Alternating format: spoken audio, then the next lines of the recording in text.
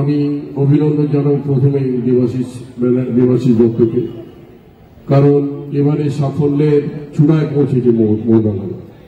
হকিতে আমরা চ্যাম্পিয়ন হয়েছি, হকি ফাইনালের দিন মাঠে ছিলাম আমি, ফুটবলে আমরা চ্যাম্পিয়ন হয়েছি এবং সর্বক্ষেত্রে আমাদের জয়ের ধারা অব্যাহত রয়েছে এবং এর জন্য আমি সকল মেম্বারদের যেমন কৃতিত্ব দেবো, সেই সঙ্গে দেবাশিসকে কৃতিত্ব দেবো, কারণ দেবাশিসের ভূমিকা কোনো অংশে কম নয়। এবং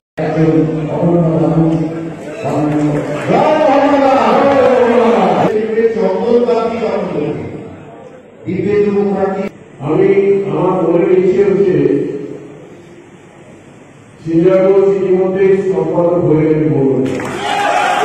আপনার হাততালি দিতে হবে। তার নাম হচ্ছে আমার কাছে সবচেয়ে ভালোবাসার দত্ত, আমার ভাই। জোরে হাততালি। 4 বছর ধরে জিতিয়ে নিয়ে এলো। 4 বছর তিনি এত ভালোভাবে মোহনবাগানকে তৈরি করলো। ও কিন্তু রস খেতে আসেনি, ও এসছে মানুষের জন্য ভালো খেলা, এবং এই খেলাও করবে। আপনারা বিশ্বাস করুন, আমার মনে হয় আমি একটা কথা বলছি, অরূপ রাখেন, আমি বলছি যে এই ইলেকশনে ওই ইলেকশনের দরকার নেই, আমরা নিজের মধ্যে ভরে করে নিয়ে নেব সুন্দর করে, যে যা থাকবে এটা হওয়া উচিত। এখন ইলেকশন হলে মাল পার্টি গন্দা পার্টি সবকিছু হবে, এতে বদনাম হবে মোহনবাগানে। আমি আবেদন করছি আপনাদের কাছে, ভালো করে থাকুন এবং আমাদের এই ভাইটি কিছু সাহায্য করবেন, তাহলে আমি গর্বিত হব।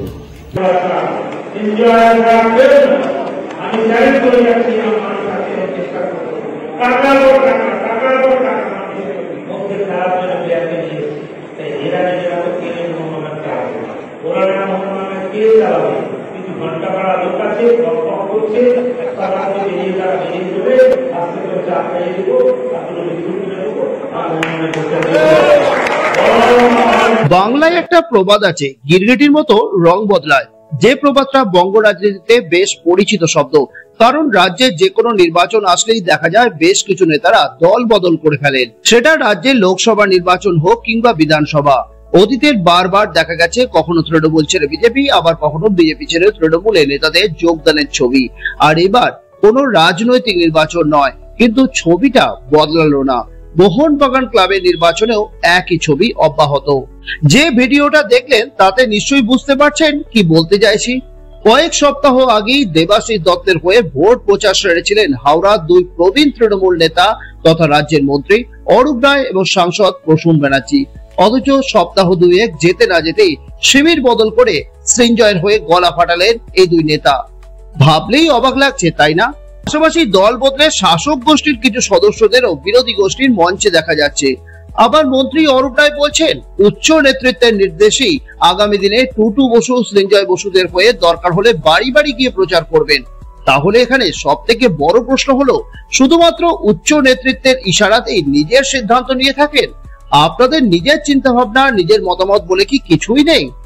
পাল্টা মোহনবাগান সচিব দেবাশিস দত্ত কটাক্ষ করে বলছেন, উপরওয়ালার নির্দেশ মানে স্বয়ং ভগবান এসে নির্দেশ দিয়ে গেছেন নাকি?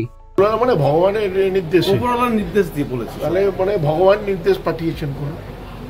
কারণ আপনাকে আমি একটু আগে যেটা বলেছি, আপনারা শুনেছেন নিশ্চয়ই, যে 24শে এপ্রিল, গত 24শে এপ্রিল যে ইস্ট বেঙ্গলের প্রোগ্রামে রবীন্দ্র সদনে মাননীয় মুখ্যমন্ত্রী ভূয়সী প্রশংসা করেছেন মোহনবাগান কাজে, এবং আমার নাম ধরে বলেছেন। আপনারা ভিডিওটা আরেকবার দেখে নিতে পারেন।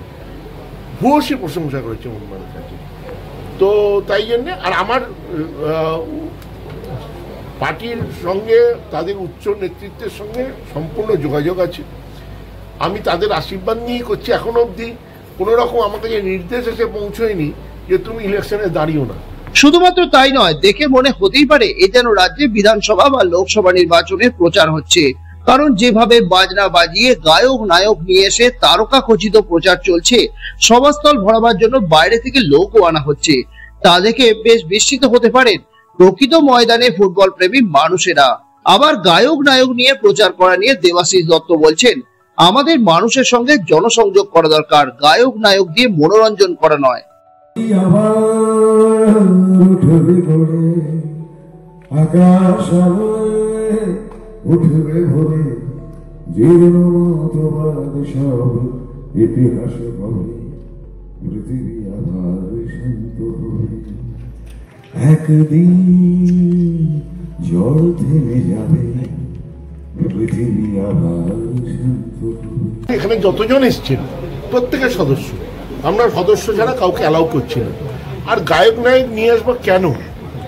গায়ক নায়ক হিসেবে এটা তো কোনো গান বাজনা, আমাদের 29শে জুলাই গায়ক নায়ক আনবে, আমরা 1লা বৈশাখ গায়ক নায়ক করবো। এখানে নির্বাচনী, এখানে মেম্বারদের সঙ্গে কথা বলতে আসছি, 50 জন 60 জন, আমরা ছোট ছোট করে প্রোগ্রাম করব। শুধুমাত্র এখানেই সীমাবদ্ধ নয়, রাজ্যের হাই ভোল্টেজ কোন নির্বাচনে যেমন ভাবে রাজনৈতিক দলের নেতারা একে অপরের বিরুদ্ধে তীব্র ভাষায় আক্রমণ করেন, শব্দচয়ন প্রয়োগ করেন, এখানেও যেন সেসব বাদ যাচ্ছে না। সব মিলে বাংলার 1 নম্বর ফুটবল ক্লাবে যাদের গরিমা সাফল্য নিয়ে গোটা বিশ্বে আলোচনা হয়, তাদের সচিব পদে একটা নির্বাচন নিয়ে এত ভয়ঙ্কর আক্রমণ, পাল্টা আক্রমণ, প্রতিদ্বন্দ্বিতা দেখলে আগামী দিনে লক্ষ লক্ষ সমর্থকদের ক্লাবের প্রতি ভালোবাসায় ভরসায় ভাটা পড়বে না তো? প্রশ্নচিহ্ন থেকেই যাচ্ছে। কারণ সোশ্যাল মিডিয়ার সাধারণ মোহনবাগান প্রেমী সমর্থকরা বিস্মিত হয়ে লিখছেন, ক্লাবের নির্বাচনে এত রাজনৈতিক প্রভাব কেন? কেনই বা এত ঝাঁঝালো আক্রমণ?